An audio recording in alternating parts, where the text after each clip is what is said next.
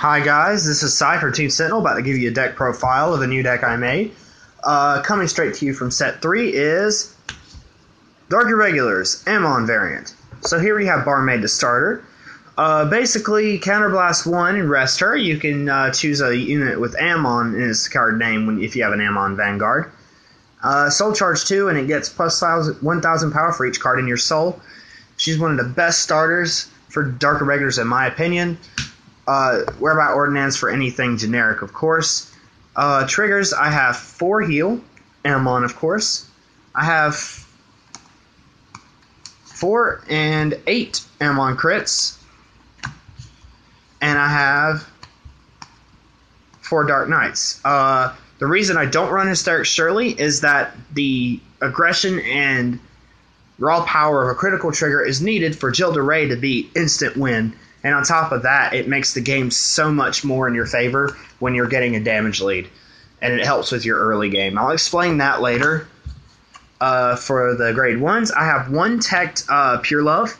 Pure Love is basically just a stride enabler. It's not going to search the grade 3 because I don't run it. So there's that. I have 4 of the g-amon Perfect Guards.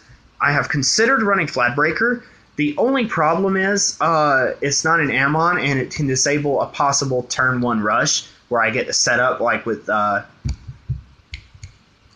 can not set up with Hell's Deal and stuff. Plus, just having g-amon's card name means more options if I'm in really desperate situation. Basically, I also have the 4 Hell's Deal, just on-call Soul Charge 2. I need to stop turning that face up. And then I have 4 of Mad Eye, the Limit Break Remover. This card right here plays a really central role in the deck, and you'll see why later, and I'll explain it. For grade 2s, I have 3 Ronjinling, the 12k attacker, if you have an g-amon Vanguard. Very good card on its own. I have considered replacing Psychoglaive with it, but then I realized, nah, I'm better off with the 12k beaters. So then I have 4 Hell's Nail. Hell's Nail, you counterblast when it attacks a Vanguard. You counterblast an g-amon card and it soul charges 3, so it sets up really well on your soul goal. And I also have 4 Hell's Draw, on-call soul charge 2, just all really good quality g-amon units. So I go on to my grade 3s. I have 2 g-amon. I don't like running more than 2. It gets really cloggy. It's a crap ride, and honestly, it's only good for being a mate and cross ride power for reverse.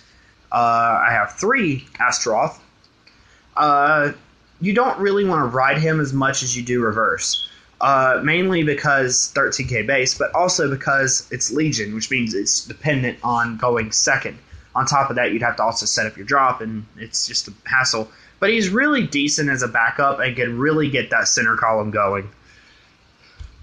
And finally, we have 4 g-amon Reverse, the MVP grade 3 of the deck.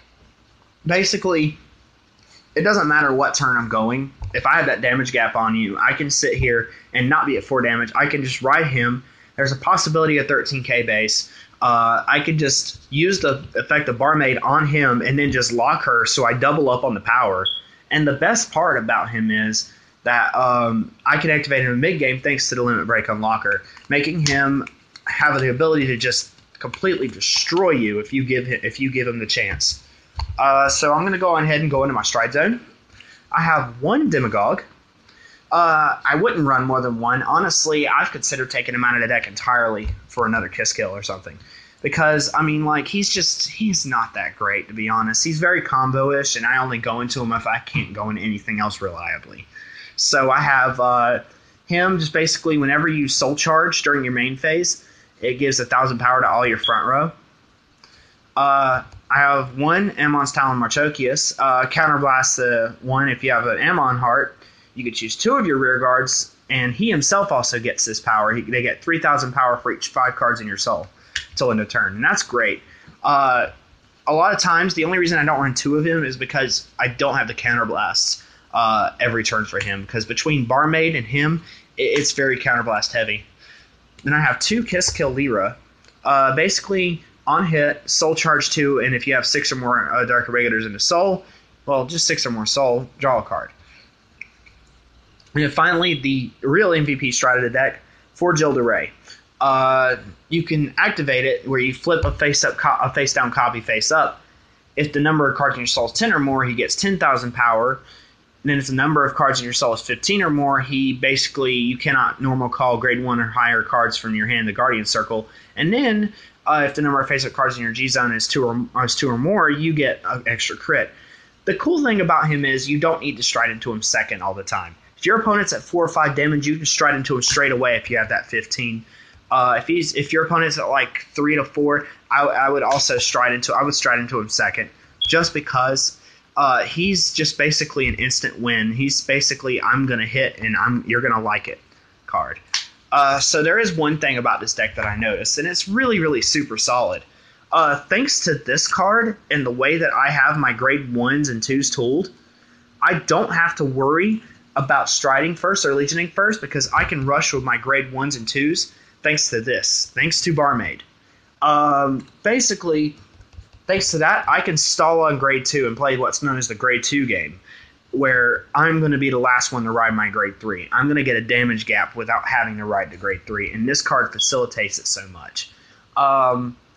Another thing is a lot of people are running 2, and I found it to be inconsistent in that it's just pointless.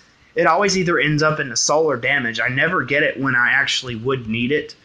So there was pointless. Then I considered running 4, and then I was like, man, 12-10-8 ratio isn't good. So I decided it's better off to just run the 1. I mean, having a big target on her is okay. Honestly, you can deal with that. The deck has enough natural aggression to make up for that, on top of just mid-game reverse, which just does so much work. But yeah, that's basically the deck. As far as nationals go, I am debating on taking this, but I'm not going to lie, I don't know if I will. I do like its Shadow Paladin matchup, believe it or not. It actually has a decent matchup if they don't open with BDRA or can't use BDRA skill. So, otherwise, yeah, this is about all for the deck profile. I have 100 points also, so I'll be getting my 2 rounds off. And this is Psy from Team Sentinel, signing off.